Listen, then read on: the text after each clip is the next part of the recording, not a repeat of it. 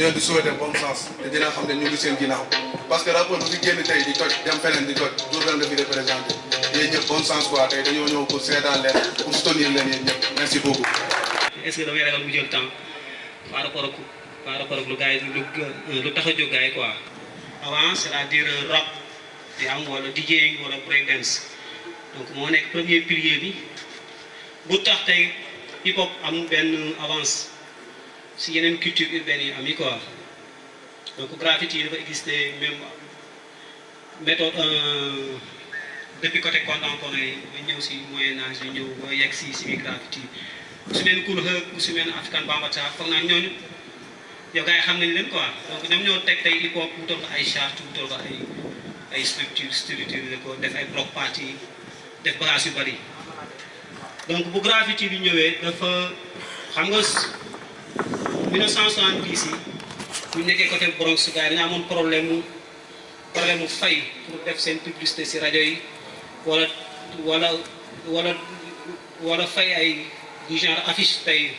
lu xew tey par rapport nga war a def benn bloc party wala benn manifestation nga def affiche donc graffeurs yi ñoo doon jàppale gars yi si anam boobu noonu parce que jamono jooju dafa amoon lu ñuy wax rek côté racisme bi blague yi dañoo amoon problème imposé si biir société bi donc côté boobu dama koy briefing parce que ku nekk jàng na ko si histoire soo ko jàng histoire tamit gëstu nga ko quoi graffiti bi di am benn évolution par rapport ak yenn graffeurs yi ñu xam ñu mel ne Taki 183 tey moom moo gën a mettre en valeur tak nag mooy signature artiste bi soo defee graffiti ba pare signature bi ñuy defee moom mooy tak donc Taki 183 bu Bronx la dëkkoon Manhattan moom moo njëkkoon doon def loolu su jaaree fenn day bind Taki 183 wala Kilroy wala was her mooy Kilroy était ici jaaroon na fii quoi donc graffiti am ay différentes techniques yi nag ñëwul rek 1970 techniques yi développé comme tey hip hop comme tey rap tey fu mu toll jigéen nañ si état bu nekk ba yegg si état bii nii quoi ba dugg si trap war a duggaat si leneen donc évolution la moo tax ñu naan mouvement graffiti bi tamit noonu la juddoo dafa jógee si tak ñëw lu ñuy wax block letters moom moo nekk premier après tak soo bindee comme ça nga bind dañ koy waxee amoo ñàkk nga def sa signature écriture yi la ñuy jël lettrage yi ñu gën ko ubbi moom la ñuy wax block letters foog naa su temps amoon dinañ ko jëm expliquer si écran géant wala ñu xool na leen koy détaillé mais xam naa dina ñëw si formation yi am yi par rapport ak centre culturel incha allah. surtout lañ ko doon décentraliser di ko yóbbu ci secteur yi gars yi di gis seen bopp mu nekk compétition boo xamante ne bañ demee ba final nekk na compétition bu jaar yoon ñëpp gis ci seen bopp événement bu réussir yàlla defoon na man maa nekkoon ki ko jël xam nga noonu laa ko yéeneen nag ñi nga xamante ne bokk nañ ci actuellement nii di leen wax ne rek gëm-gëm la mën ngeen ko def job la ak gëm parce que rap moom ku ne xam na engagement da cay jiitu teg si nga gëm li ngay def rawatina tax nga am fitu wane ko foo mën a dem yéen ñi bokk ci compétition bi ku nekk war na mën a sañ waat ne lii man maa koy jël parce que loolu sax da koy neexal ñu war a gis ne rapport yëpp pare nañ pour jël compétition bi day bokk ci li koy neexal kon di souhaiter rapport yi ci bokk yëpp bon sens que le meilleur gagne. Le temps, vous verrez Malcolm X dans mes poèmes si vous les tournez, mais de slam un guerrier, appelez-moi Slamori Touré. Quand les mots que je pétris pénètrent vos poitrines et qu'ils s'extasient par cette langue que je parfume, sans flamme ni couleur dans l'arc-en-ciel de vos âmes. Soyez les bienvenus dans mon univers de slam. Alpha Rouge, je me réclame. dama la mujjee ñëw gën la siiw boo dee jimboo mën a kadi mag yow ba tribunal man fan bureau mën a kadi samay riima tàkk fal fi may waxee doo ko aji dama buur te yow la aji suñuy wax mënta am suite fi ngay iri booy yi dajji boobu maa ngi liggéey j'étais au champ li moo tax ñu naan ma la laboureur naan leen les enfants de Satan voyou bandi chenapan hier ton père avait théorisé Ève et Adam aujourd'hui tu nous dis que tu es un kéemtaan mythomane man ki kenn kéema mooy kenn ki kennal kenn ki jara kennal kenn ki kontaan ci moom ndax mu sàkk ba sàkk sax ba ka sàkk sa sàkk sax a tax far sàkk sax ka tax du sàkk sax a tax moom la kenn ki Bachir may kattan waaw bu dee Alla Ndiaye la sant teewul foo toog yaa ngi dégg buuru tan jël nay laa fam firi fiddi si nay bañam naaw na guddi jëfam jooju tekkiwul ne mooy nitu guddi liy tax nag ñu wax nit kii nit tigi kéemaan ji yow yaa ma wan ne day tukki ndax fii yow yaa fi wax waxi kuti jëlal lii kuti mbaw mbaw yaay boobu pour yéen da ngeen a muus jël ngeen turam fas yow noppi kuul ba ñaan yërmande bi yaa tax ñëpp a ci xaj naa su nga nag duma la woo si ndax xam nga fi ngay jaar ak li lay xaar kii bu tool bi naatee tey sant ko gërëm te xam ne waar bi moo ko bay daf ko yàgg yenn gérer te awuloon tey wax naa yow ci an ñoko la ko soo ma déggul demal juuj te wax ji dakk mbaa ma doon sa yax juuj max juuj bitsis salaamaaleykum. Voilà quoi, c'est pour devenir une suite logique. Non, c'est juste pour l'entraînement. Les compétitions également, c'est ça. Vous vous entraînez. Improvisation. Donc, travailler sous pression. Quand on te lâche une rime, on va improviser vite fait. Lâcher une barre, peut-être sens. Voilà. Du coup, le placer dans le contexte pour le comprendre. L'on ne s'est pas donné à n'importe qui. Et je pense que l'habitude, on peut dire qu'il y a une compétition. Benen Bisides, moi, la fierté locale. Par exemple, un artiste qui représente son quartier qui fait de compétition, par exemple, artiste B, Kurgumag le Djogé, artiste B, Tcharnokangi le Djogé, il porte le drapeau du quartier. Vous n'avez ici un niveau, il porte le drapeau de la région. À un niveau plus élevé, il porte le drapeau du pays. À un niveau encore plus haut, il porte le drapeau du continent. Donc, beaucoup de ces compétitions maintenant, surtout beaucoup remporter, tu deviens une fierté locale. Et je pense que tout le monde a besoin, ou bien tout le monde a envie d'être la fierté de sa localité. Aujourd'hui, vous pouvez être des porte-drapeaux, vous pouvez être des personnes qui vont rayonner votre quartier. Et les gars, pourquoi il y a un artiste, ils sont plus vénérés même que le président ou le politique ou l'année. Je donne l'exemple juste d'un artiste comme La Fuite. Je ne sais pas la Fuite ou pas. Mais peut-être tu es ma meilleure genre de chanson, maman créé la TNBS et tout, avec une CD. Nous avons que Trap, mais la localité de France. Mais Trap, moi j'ai fait 14 villes là-bas, en Europe. Mais Trap, on ma brother. Ok. Merci beaucoup. Laissez place s'il vous plaît. Gardez le lancement là, par rapport à ce qui nous attend. Quand nous avons que journée de lancement, et que les rapports sont là, sur scène. DJ, si vous avez un peu de bit, Mike Mingini, pour nous donner que je me vais faire ça, je vais le faire avec gars. Journée de lancement là. Mal vous êtes venu avec Mike Bafai. ay ci jël leen ku mën a def. ku mu doon baax. ba mu dem DJ, right. Yes sir. Jàngoro jugu fa. Welcome to Ben. Waaw lu tax mu bopp rëccal bit ba koy gis ne kaw. Man la ma sadik su ko teye gaaw a aawe. Ku xamul ñaat du namu chèque ku mënul dara nekkee gunge jaay fresh bitch. Ne lañ bët du gis xel mooy gis te léegi MC bi dañuy fatt seen xel bi ci seen bët. ñi nga fii du suur xel mooy suur te bu ma tibbee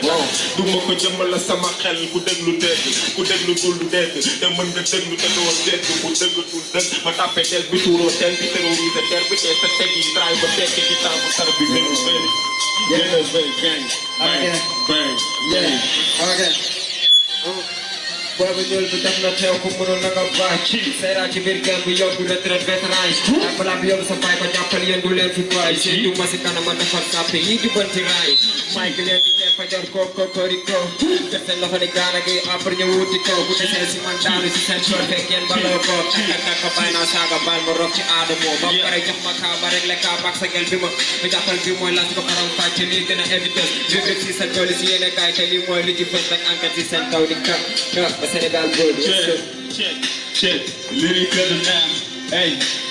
li ñuy xëccoo ba gis coow mi ngi sama wet man teg seen drapeau amul règle tax ma aj mesure yu baax yi teg pour gis ki daaxar rab si kenn bi booy falee ma seetu rek jóg ni mosol kuroon bi seen koppati faa lañ ko teg ma daaxar rab seen kem ba tili 5 bul ma dëggalee booy bi jeng jotu xalaatee ma lañ am maanaam bëgg ma tax man jotu jotee laa musul am nekkul ne ci bés te képp ku ma jot si ñoom féete musul comme samay tàll jot na nga jóg jàmbaar la sa ñëpp jéem a jàll joo jàmbaar nga bro jàmbaar te jot naa di jaayu jël sa jël teg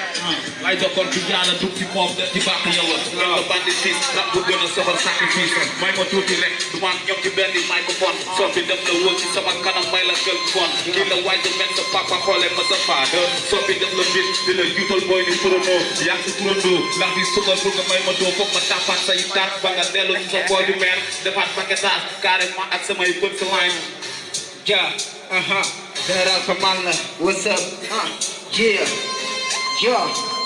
bañ ma du baax soo ma bëggee gën a bon ci yow jëne ko ci yow rabal la kilo bon ci yow tey la rap bi neex ku nekk bëgg a génne son jaag yi seex maay xam nañ def ko jox freestyle la boy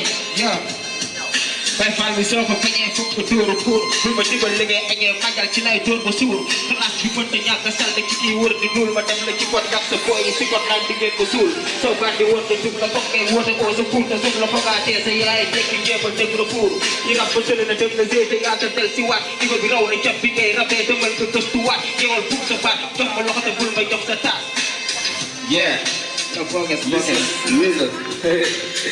dañuy jàngale lii check user bën si naaj yi xaale wut nga ngër ñi daal di naam lii si bàcc ngay woote nooy def ba dégg naam defoon ci bët nekkoon ci révision examen ku nekk di teg sa tànk ku estamante rek ma yëg sa ren bi jéggi dem devise bi jaayal big bong bu ma jëf dama nekk sa yoon di sa kawar la jëf mooy fa lépp lu bon ngir sa tas sama jëf dama teel a siiw teel a diw su ma def ma jëf fa yow benn star am bëgg su ma def ma jëf fa yow doo ba noo di sëgandoo dégloo naa ci door fekk sama tàngoor su gisee sa tàngoor lu mu foog ama tuus wala yow bu ngeen di fekk noo def muy xuus foog seen barrière sama benn rang sa keneen di boy say 2 kilos soo amul dégg sa àdduna lay 2 kilos yaakaar naa ni rab yi masi ko sëkkëree bu doon ko xool lu ma neex boo la koy suukaree soo déglu sama sound boy ba mën sa suukaree li may def moo laaj su ko yëpp suukaree break that shit merci. C'est un plaisir vraiment ba ñëw ci ñoo xamante ne nii ay MC lañ comme man parce que ba léegi MC la c'est vrai téyetuma maag di rap pour ñi ma xamul je me présente déjà man la Mor Sène tuddoon dans un premier temps ci le mot bi Modou Squad amee xam naa ne ñu bëri ñu fi toog xamuñu dañuy dégg Modou Squad rek c'était créé en 2000 mooy groupe bi nekkoon Diourbel daan sol ay kagul kooku ñun la woon ci le mot àdduna di dox après parce que booy gën di rap da nga gën di am maturité te tamit ci loolu la ñuy woo ku nekk parce que ku nekk xale ñaan nga dem booy raam commencé di dox di gën di màgg commencé dem ba gérer sa gàlle quoi. En 2006 ñu jugé ne peut-être le nom de Modou Squad est un peu péjoratif escadron de la mort ñu ne léegi dañ koy changé bi ñu koy changé ñu ne léegi ban tur la ñuy arrêté. C'était un problème parce que groupe bi am na ñoo xam ne nii ba léegi loolu leen gën lool hardcore bi di si dund ci chaque fois ci underground bi mais mujj gi ñu waxtaan ba juboo trouver n sens muy n comme multiple boo xamante ni yéen défini sens muy n sens bi ñu créé n sens par force tur yi changé man ci laa tuddaatee Black King noir àdduna di dox ñu doxal 2 ans après ñu changé parce que pratiquement groupe bi ci la commencé ñu bëri dem Lil Nas je pense bien xam ngeen ko mooy rek Mass Black Diamonds moo doon def bit yi moom finalement mu mujj dem France présentement professeur là-bas mu ngi fay jàngale kon hip hop am na njëriñ góorgóorlu leen quoi te ba léegi mooy continuer musique bi di def ay bitam bi Lil Nas demee aussi y a d'autres am na koo xamante ni fi mu ne moo ci pharmacie di liggéey kenn ki nekk ci banque ñu bàyyi ñu ñaar muy man an ak El Hadj Fa muy NFM léegi moom moo tax mu tudd NFM man ma changé waat tur tuddaat Mo Sense loolu mooy bon li nga xamante ne ramassé ci leen jot a jaar 2000 nag lañ commencé hip hop ba 2013 bi ñu bàyyi 2013 bàyyi nañ fi benn produit boo xamante ni mu ngi tudd Mouri Kiraay ba léegi mën ngeen kaa am boo leen demee à travers Rhythm Nation boo demee boo tàppee da ngeen ko gis et les documentaires yi nga xam ne tourné woon nañ ko avec tamit d'autres partenaires yoo xamante ni nekku ci fond France nekkoon ñëw fi boo demee ci YouTube aussi bu la neexee ngeen play ko ngeen gis ko mais en somme hip hop bi yaakaar naa ne fi mu ne nii sax booy yi guerrier lañ pourquoi ma naan guerrier wala grand yi guerrier lañ mooy ñun dañ kaan defee ak léegi ute na changement bi ci am lenn la gisatuñ ay spectacle faaw ngeen góorgóorlu di ko teg suñ premier spectacle bi ñu teg c'était en 2004 di jëtaf est là kaay est là boobu pratiquement mën nañ ne festival yi fi am pratiquement ay groupe ay ñëw benn festival fi existé muy festival kaay te faa di def ay concert boo xam ne nii associé ak aide sociale mais moom gisatuñ ko sax war leen ko mu koy defaat ak kaay nii ñu gën a xam naa peut-être Covid da leen téye mais ñoom ay jëree lañ ba léegi ñoo ñu tane boo teg concert day metti ça demande des mois mais nit tamit munoo bëgg nit ña xam la munoo bëgg tey ji rab bi nga am ci benn niveau bi benn doo déglu bu baax parce que da ngay déglu musique tamit dala koy jaral nga tarbiyee ko ñaareel bi dalay jaral tamit ngay teg jël sa xaalis góorgóorlu jéem a trouver ay moyens voies de solution pour teg spectacle nit ñi mën la découvrir sans cela bu dee da ngeen a xaar kabu wala ngeen xaar kaay wala ngeen xaar benn taf kon concert mën naa gëj ci am centre culturel bi fii je me souviens avec l'AMS pratiquement chaque mois il y avait un concert bu ñu daan def fii bu mag chaque mois fii nii rab nañ fi bay bëgg a dee ci ginnaaw nii rab nañ fi bëgg a dee salle bi nii rab nañ fi bëgg a dee mais léegi daal bon gisatuñ concert yi kon donc bu mu leen retracer loolu lépp pour war leen ne ba léegi c'est-à-dire flambeau bi yéen a ko yor war ngeen ko mën a continuer hip hop Ndiaye dafa dee musuma kaa gëm te duma ko mës a gëm parce que man déjà boo leen deful nànk naa ñëwaat ñàkkante ak yéen non finalement noonu lay mujj def parce que mënuma nangu lool tey da ngay dem Dakar par exemple ñi ngay gis ñi ñuy rayonné groupe yi nekk fii nii au devant de la scène ñun ak ñoom la woon dem nañu concours Nescafé gagné ko dem nañu concours yoo xamante ni au niveau national dañ ko gagné pourquoi pas Diourbel bi mën na bu continuer loolu te moom ci yéen damay déglu hip hop bi yenn saa yi benn tafaat jàppale ma expliqué mu wax ma benn affaire ma toog déglu wala benn kaay wala benn kagu sama gars yi mais da ngay gis ñoo xam ne ni c'est-à-dire jeunes yi sont tellement pétris de talent mais talent rek moo doyatul affaire bi talent doyatul parce que booy seet léegi ñëpp mën a rap parce que léegi ñëpp a comprendre bu njëkk instrument léegi ni ngeen koy amee yomb la instrumental bu njëkk mën nëbb benn ay CD chrome la woon ñun CD chrome fekkee nañ ko ñii moom waxatuma leen ay kaay ak ay kii waxatuma leen ñooñu bi nekk ci hip hop bi je me souviens bi ñu fi indi ay PBS ay ñaata temps ñun ñu nekkee boo di 7 ans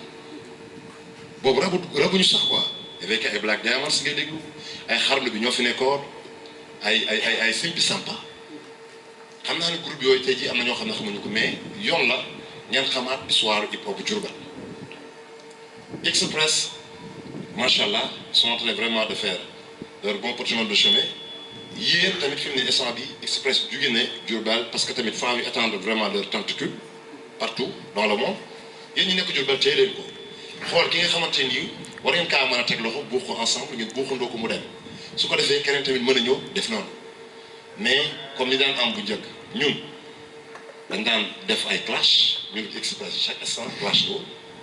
mais chaque night ñii duñ ma bàyyi ñooy toogandoo ñooy naan doo caay bu leen jaxase ñaari tricks affaire bi game le jeu la